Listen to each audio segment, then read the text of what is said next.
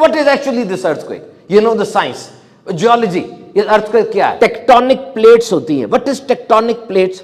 It's a very big solid rock, a mass, thousands of kilometers. ये बहुत बड़ी एक चट्टान समझ ले जमीन के नीचे है, कई हजार किलोमीटर बड़ी, और ये मूव करती रहती है.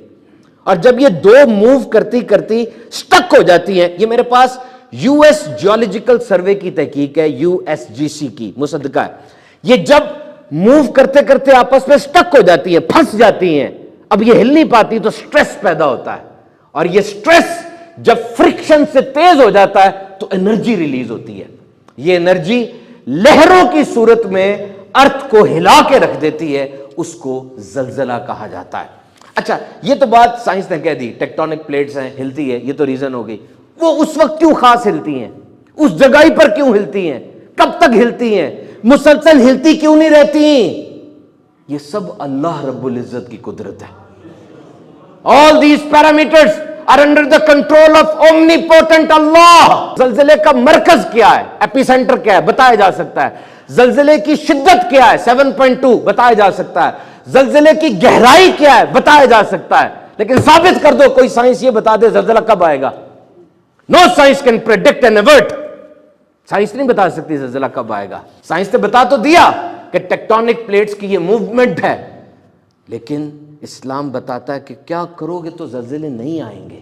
ये इस्लाम बताता है ना, क्या करोगे तो जलजले नहीं आएंगे. These guidance are from Islam. देखें, दुनिया की तारीख में हादसात और कुदरती आफात तो भरी पड़ी हैं, और कुछ ऐसे भी हादसात और कुदरती आफात आई कि बहुत बड़ी आबादी सफा हस्ती से मिट गई, खत्म हो गई, बिलियंस चले गए. और फिर साइकेट्रिस्ट के मुताबिक ये जो जलजला होता है ना, जो इससे बच भी जाता है ना, उसको ट्रॉमा बहुत सख्त होता है. वो सारी जिंदगी वो ख्वाब उसको आते रहते हैं, हुज़्न मलाल, एंजाइटी, टेंशन, डिप्रेशन का वो शिकार हो जाता है, क्योंकि उसने अपनी आंखों के सामने ऐसे मनाजिर देख रहे हैं ना आप. वो छोटी बच्ची है, ऊपर से मलबा गिरा हुआ, उसने अपने भाई के ऊपर हाथ रखा हुआ, अपने भाई को वो बचा रही है, वो मंजर वो रिकॉर्ड हो गया है. और एक बाप है, उसको निकाला, बाप की लाश निकल रही है, तो उसका बेटा नीचे वो निकला तो जिंदा है, तो बाप ने ऊपर आके वो मलबा बाप पे गिर गया, बच्चा उसने बचा लिया. अभी मंजर जब देखेगा इंसान तो वो सोचता है कि उसकी बेबसी है.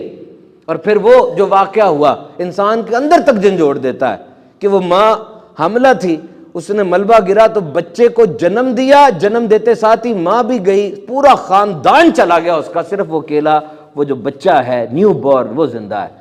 तो इंसान के ज़हन पे ऐसे वाक़यात फिर चिपक जाते हैं. जल्जलों की तारीख बड़ी पुरानी है. सबसे पहला जल्जला हजरत आदम अलैहिस्सलाम के दौर में आया था, जब काबील ने हाबील को हलाक किया था. जमीन कांपी थी, 7 दिन तक जमीन पे जल्जला रहा था. और फिर जब हजरत इब्राहिम अलैहिस्सलाम ने हजरत इस्माइल अलैहिस्सलाम को ज़बह किया, चट्टान पे लिटाया, जल्जला आया था.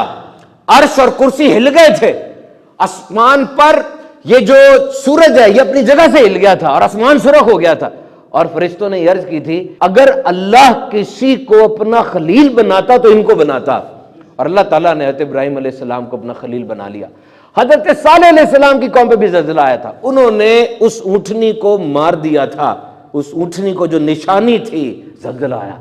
शुएब अलैहिस्सलाम की कौम पे जल्जला आया. ये नाप तोल में कमी करते थे, हक पूरा नहीं देते थे, जल्जला आया इनके ऊपर. हक पूरा दो. असहाबे फील के ऊपर जो काबा गिराने के लिए आया था, उसमें भी जल्जला आया था. हजरत मूसा अलैहिस्सलाम जब 70 बंदे लेकर गए कोहे तूर पे, ये 70 वो थे जिन्होंने गाय की पूजा नहीं की थी. ऊपर गए, अपने 70 बंदों से कहा कि अब पाकी हासिल करो, रोजा रखो. और फिर वो बादल आया, सबने सजदा किया और अल्लाह का कलाम सुना. अल्लाह ने फरमाया ये करो, ये ना करो.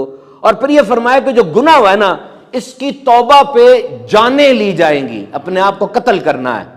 तो जब वो बादल छट गया, इन 70 ने कहा कि बाकी बातें हैं, लेकिन ये जो तौबा पर जान लेने का कहा गया ना, हम उस वक्त तक नहीं मानेंगे जब तक एलानिया रब को देख नहीं लेंगे. उसी वक्त जल्जला आया. हज़रत मूसा अलैहिस्सलाम ने रिक्वेस्ट की, अल्लाह की बारगाह में अर्ज की. अल्लाह ने फरमाया, मेरी शान ये है कि मैं जिसे चाहता हूं अपना अजाब पहुंचाता हूं और कोई दखल अंदाजी नहीं कर सकता. वो अल्लाह है. और मेरी रहमत की शान ये है कि मेरी रहमत हर चीज को घेरे हुए है. दुनिया में हर मुसलमान, हर इताअत गुजार, हर नाफरमान को घेरे हुए है. और एक ज़ल्ज़ला उस वक्त भी आया था, नबी मुकर्रम सल्लल्लाहु ताला अलैहि वसल्लम की विलादत हुई کفر چھٹ گیا، ظلمت دور ہوئی، نور ہی نور آ گیا، زلزلہ آیا، یہ کسرا کے 14 کنگرے گر گئے تھے، اور کعبے کے اندر جو بت تھے اوندھے منہ گر گئے تھے۔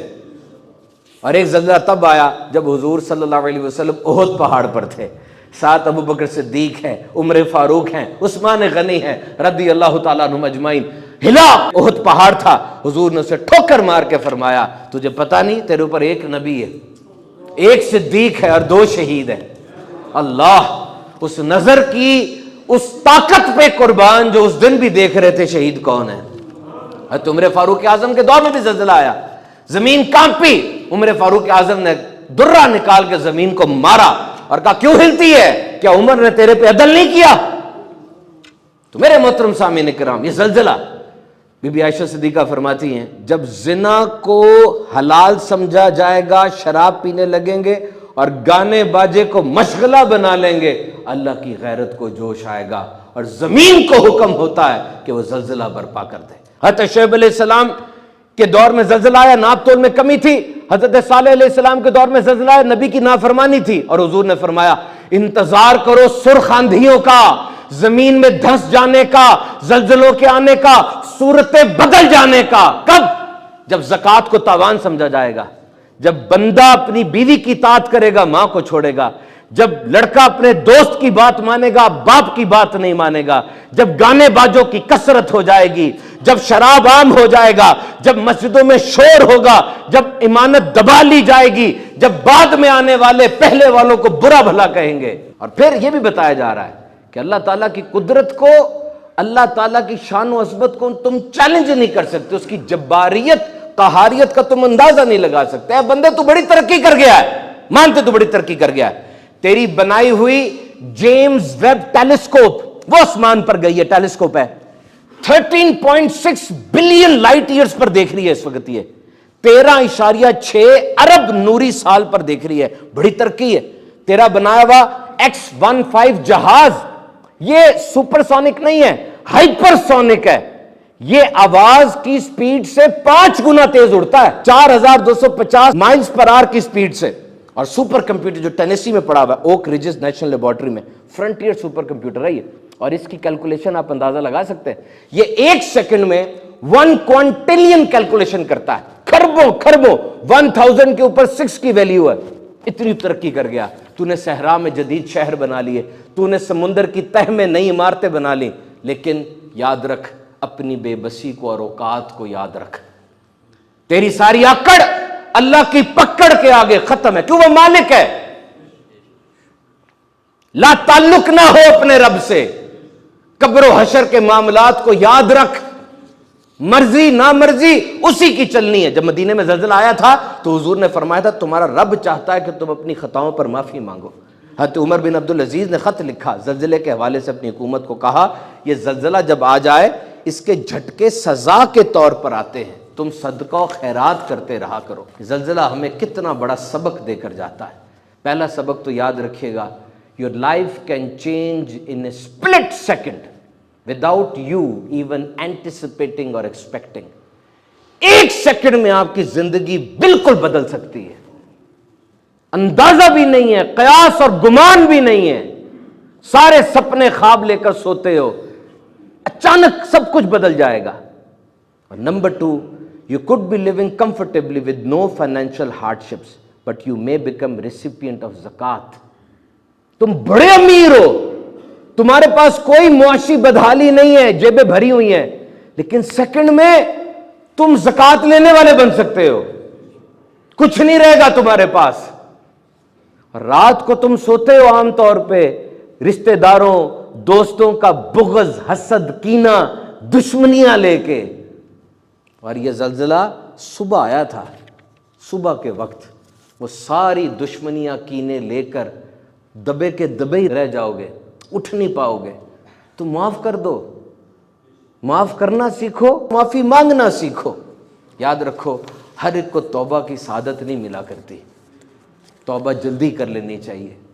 زندگی بہت مختصر ہے، جتنا ٹائم ملا ہے اسے اللہ کی یاد میں گزارو، رٹ صرف اللہ کی ہے۔